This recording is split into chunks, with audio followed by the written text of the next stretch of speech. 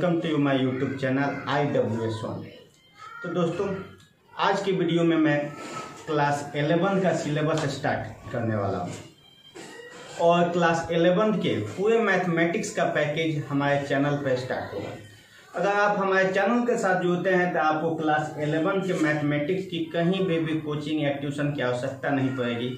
आपको काफ़ी आसानी से हर चैप्टर का यहाँ कॉन्सेप्ट और उससे रिलेटेड क्वेश्चन को बताया जाएगा। आज हम जो स्टार्ट करने वाले हैं टॉपिक, उसका नाम है complex number and quadratic equation.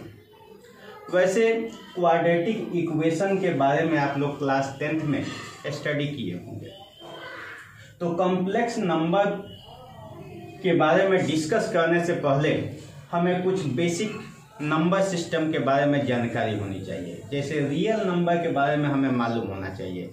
आप लोग को मालूम होगा कि रियल नंबर में बहुत सारे नंबर आते हैं, जैसे नेचुरल नंबर हो गया, होल नंबर हो गया, इंटीजर्स हो गया, रेशनल नंबर हो गया, इरेशनल नंबर हो गया और रियल नंबर। इतना आप लोग वैसे पिछले क्लास में स्टडी भी किए होंगे। अगर इसमें आपको कोई कन्फ्यूजन होगा तो इसके लिए मैंने एक रियल नंबर का वीडियो बनाया हुआ है, उसका डिस्क्रिप्शन भी मैं दे दूंगा, अपने लिंक में डाल दूंगा। तो आते हैं, हम लोग स्टार्ट करते हैं कॉम्प्लेक्स नंबर।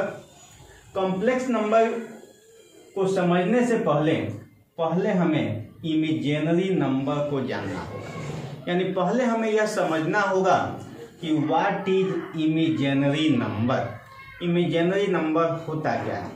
तो आपको याद होगा कि जब भी आपको क्लास 10th में क्वाड्रेटिक इक्वेशन का अगर क्वेश्चन सॉल्व करते थे या और भी जो इक्वेशन से रिलेटेड क्वेश्चन को सॉल्व करते थे, तो कोई भी निगेटिव नंबर अगर स्क्वायर रूट में आता था तो आप वहाँ आंसर लिखते थे real solution are not possible.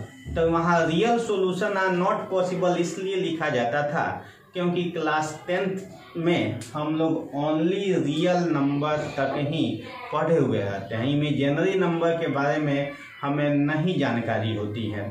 तो अब 11th में हमें इमेजिनरी नंबर के बारे में जब पढ़ लेंगे तो आपको नेगेटिव्स ऑफ नंबर का भी स्क्वायर रूट आसानी से आप फाइंड कर सकते हैं। तो इमेजिनरी नंबर होता क्या है, इसको कैसे डिफाइंड किया जाएगा, इसको पहले हम लोग समझें। If the square of a number is negative then the number is known as imaginary number. यानी कहने का सेंस है कि जिस भी नंबर का स्क्वायर अगर निगेटिव में होगा तो वैसे नंबर को इमेजिनरी नंबर कहते हैं। जैसे एग्जांपल में हमने लिखा है यहाँ पे अंडर रूट -1, अंडर रूट -2। तो अंडर रूट -1 का अगर स्क्वायर हम लोग करेंगे तो रूट रिमूव होगा, -1 आएगा। यानी कि अंडर रूट -1 का स्क्वायर निगेटिव में आया ना, तो अंडर रूट -1 ये हमारा इमेजिनरी नंबर कहलाएगा।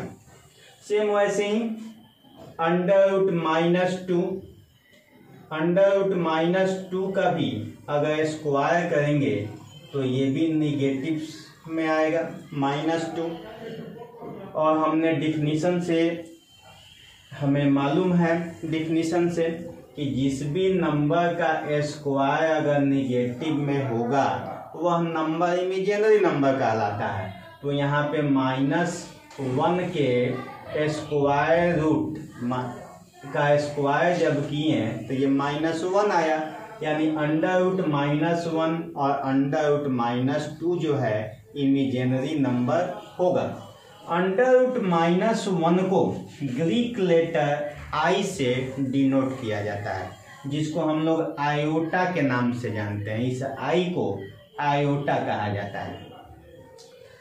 आई का अगर पावर 0 होगा तो उसका वैल्यू 1 होता है।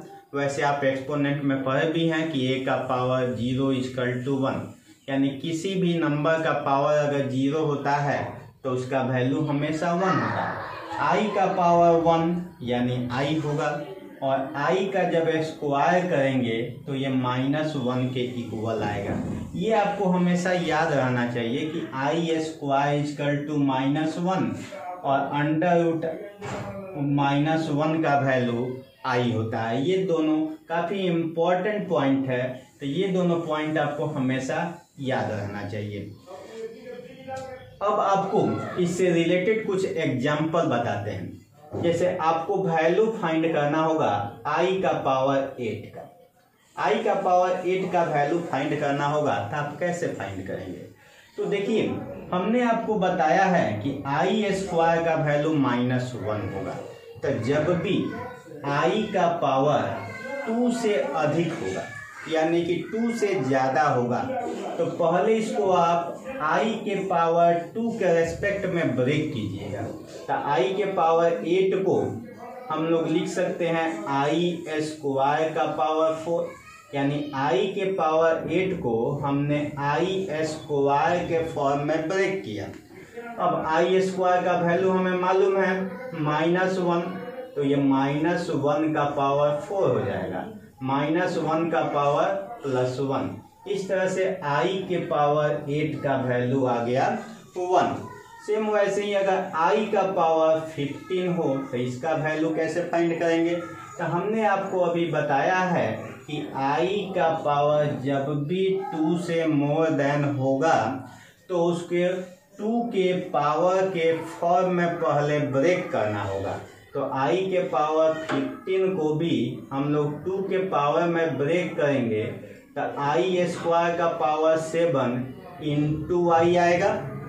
आई स्क्वायर का वैल्यू -1, -1 का पावर 7 इंटू आई, -1 का पावर 7 -1 इंटू आई, यानी ये आ जाएगा आपको -i। इस तरह से इस टाइप के प्रॉब्लम को हम लोग काफ़ी आसानी से सॉल्व कर सकते हैं। केवल इसी कंसेप्ट से रिलेटेड क्वेश्चन जो है क्लास 11 का जो फर्स्ट चैप्टर है, अगर आप आर.एस. अग्रवाल बुक को सॉल्व करते हैं तो आर.एस. अग्रवाल में फर्स्ट जो एक्सरसाइज है कॉम्प्लेक्स नंबर का, इसी कंसेप्ट से रिलेटेड आपको मिलेगा। एक आपको काफ़ी इम्पोर्टेंट पॉइंट है जिसको आपको जानना होगा, हमने यहाँ लिखा भी है कि for any 2 real numbers a and b, the result √a into √b is equal to √ab is 2। यानी किसी भी 2 real number a and b के लिए ये रिजल्ट हमेशा ट्रू होता है। Only when at least one of the given number is either 0 or positive। इसमें से कम 1 नंबर जो होना चाहिए, यानी कि a या b में से कम 1 नंबर जो होना चाहिए या तो 0 होना चाहिए या फिर पॉजिटिव होना चाहिए।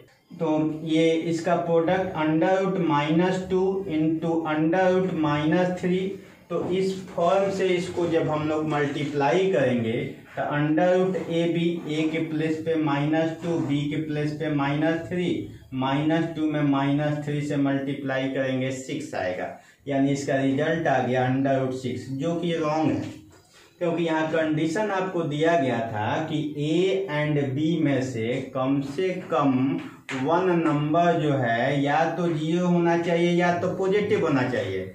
यहाँ पे दोनों a और b दोनों नंबर निगेटिव में है, इसलिए ये जो कॉन्सेप्ट है यहाँ पे फॉलो नहीं किया। अब इसको कैसे सॉल्व करेंगे? तो देखिए, -1 के प्लेस पे हम लोग √-1 के प्लेस पे i वैल्यू होता है, तो √-2 को हम लोग √2i से डिनोट कर सकते हैं। सेम वैसे ही √-3 को √3i से डिनोट कर सकते हैं। अब इसका प्रोडक्ट फाइंड कीजिएगा, तो √2 इंटू √3 √6 हो गया, और i से i में मल्टीप्लाई कीजिएगा तो i स्क्वायर, और i स्क्वायर का वैल्यू -1 होता है, तो -√6 इसका वैल्यू आएगा, और ये वैल्यू आपका करेक्ट होगा। तो आज के वीडियो में हमने आपको कॉम्प्लेक्स नंबर से रिलेटेड जो बेसिक टर्म हुआ उसके बारे में डिस्कस किया, यानी कि इमेजिनरी नंबर होता क्या है और इससे रिलेटेड क्वेश्चन को कैसे सॉल्व किया जाता है, इसको हमने डिस्कस किया। अगर आपको ये वीडियो अच्छा लगा हो तो आप हमारे चैनल को सब्सक्राइब कीजिए, शेयर कीजिए, लाइक कीजिए और लेटेस्ट अपडेट पाने के लिए बेल आइकन को प्रेस कीजिए। Thank you.